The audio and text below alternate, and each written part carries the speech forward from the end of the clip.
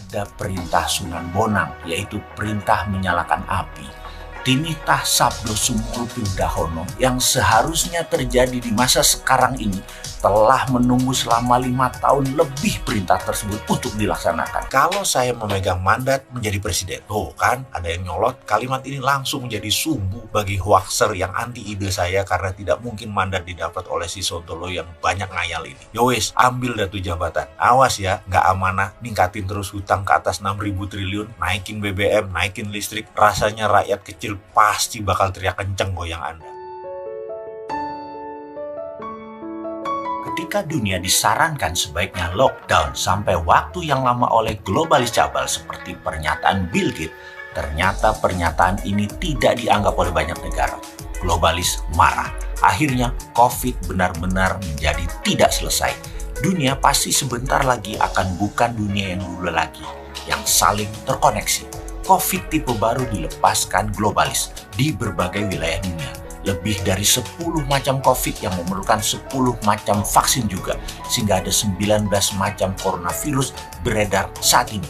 Yang berefek kemudian adalah banyak negara yang panik, bingung, dan terpukul ekonominya, sehingga yang akan terjadi masing-masing negara adalah melakukan menutup dirinya dan konsentrasi untuk internal bangsa dan negara masing-masing. Itulah deglobalisasi yang sebentar lagi pasti terjadi. Hal ini, masalah deglobalisasi, lockdown atau PSBB adalah hal yang dimaui oleh globalis agar banyak negara menyerah dengan kemauan globalis. Di dalam negeri, Indonesia memiliki musuh abadi. Musuh Indonesia adalah resesi, depresi ekonomi, inflasi, bunga bank yang tinggi, kebijakan politikus yang mementingkan kelompoknya juga untuk negara asing dibela oleh politikus tersebut, negara superpower yang tertarik dengan sumber daya alam Indonesia, dan terakhir, globalis.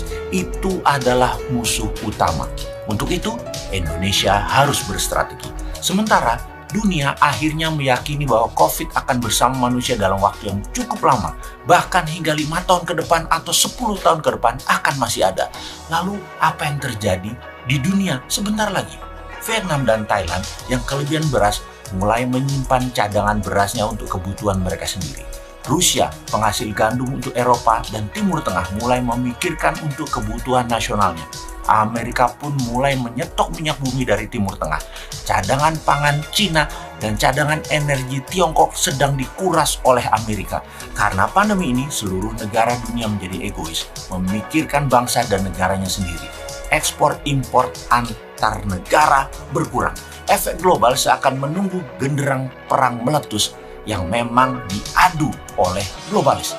Saat ini Hong Kong tegang, Myanmar tegang, Taiwan tegang, Korea Selatan tegang, Jepang tegang, bahkan Amerika masih tegang di dalam negerinya, juga Tiongkok tegang.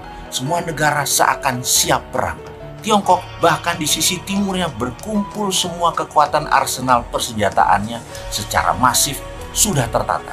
Batu bara dari Indonesia dan Australia ke arah Tiongkok sepertinya akan ditahan di Laut Cina Selatan oleh armada ke-7 Amerika, dan ini akan menimbulkan tekanan kuat ke Tiongkok yang tidak punya suplai energi. Listrik bisa padam di Tiongkok sebentar lagi. Alat komunikasi bisa mati di Tiongkok sebentar lagi. Armada kelima di Timur Tengah milik Amerika terus mengganggu memperlambat kapal bahan bakar minyak ke Tiongkok. Armada 7 Amerika di Laut Cina Selatan mengontrol Vietnam, Thailand, dan negara ASEAN dilarang menyuplai ke Tiongkok untuk pangan. Tiongkok pasti murka. Lalu bagaimana sikap Indonesia? Di tengah pandemi corona yang berkecamuk perang globalis versus nasionalis Amerika, sesungguhnya posisi Indonesia tidak mendukung globalis maupun tidak mendukung nasionalis Amerika.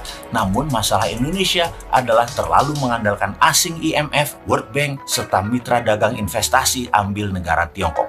Sesungguhnya kalau jadi perang berkepanjangan antara Amerika dan Tiongkok, maka inilah kesempatan emas membangun Indonesia tanpa globalis, tanpa asing, tanpa asing. Namun sayang, yang terjadi di Indonesia ada sebagian kecil pejabat, ada oligarki, ada kelompok masyarakat bayaran, ada yang tidak tahu apa-apa namun sudah tertanam kebencian mendalam akan kelompok tertentu, putra bangsa tertentu, dan terus saja saling serang, saling jelek-jelekan, dan selalu Indonesia gaduh saat ini.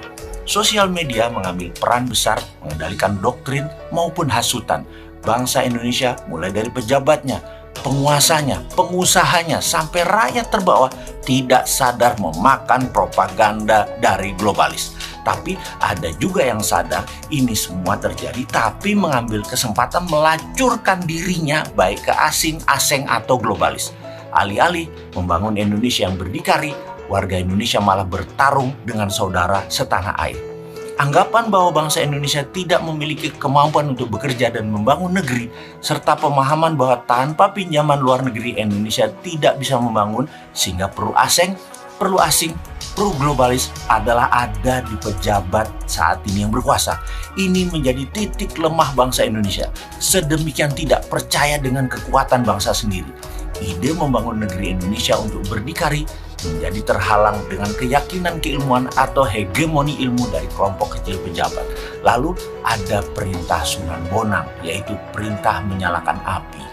Tinitah Sabdo Sumuruping Dahono yang seharusnya terjadi di masa sekarang ini telah menunggu selama 5 tahun lebih perintah tersebut untuk dilaksanakan. Saya bukan mau masuk dunia politik, tapi karena mengganti corporate action, maka demi tidak bias, positioning juga harus diubah. Saya juga memakai fronting. Nama saya di perusahaan tersebut saya lepas, saya jual menggunakan fronting dan trusty. Oh ya, untuk fronting dan trusty, strategi ini akan dijelaskan di lain kesempatan. Saya masuk retail dan di semua corporate lama saya bisnis upstream dan downstream industri, saya harus keluar dari menggunakan nama saya atau jabatan posisi saya. Saya pakai fronting untuk hal ini. Banyak memo tentunya yang dibuat, perlu lebih 6 bulan restructuringnya. Selesai di awal tahun 2018. Selagi divisi legal dan finance mengubah semua catatan konsolidasi balik nama, info memo dan lain sebagainya, saya mengambil tempat baru sebagai tempat brainstorming bisnis retail yang baru. Kami lakukan di sebuah rumah di bilangan Barito.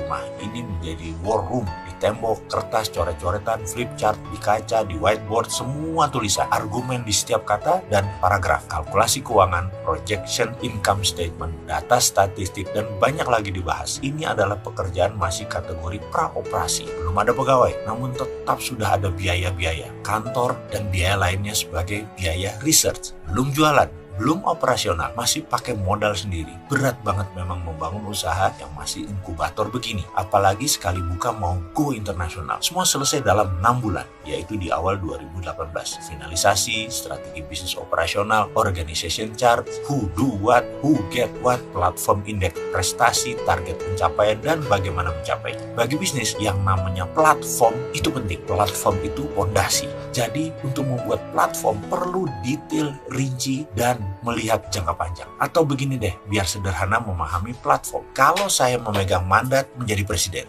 kan ada yang nyolot, kalimat ini langsung menjadi sumbu bagi hoaxer yang anti ide saya karena tidak mungkin mandat didapat oleh si Sontolo yang banyak ngayal ini. Yowes, ambil dah tuh jabatan. Awas ya, nggak amanah, ningkatin terus hutang ke atas 6.000 triliun, naikin BBM, naikin listrik, rasanya rakyat kecil pasti bakal teriak kenceng goyang Anda. Saya akan punya platform sederhana. Kalau dapat mandat, sebentar, nontonnya sampai selesai. Nyolot banget sih, kayaknya nggak boleh ya punya pondasi kerja. Kita akan buat platform, yaitu 2 hal. Rupiah jadi 10.000 terhadap dolar Amerika dan GDP per kapita Indonesia jadi 10.000 dolar. Naik 3 kali lipat dari ekonomi saat ini.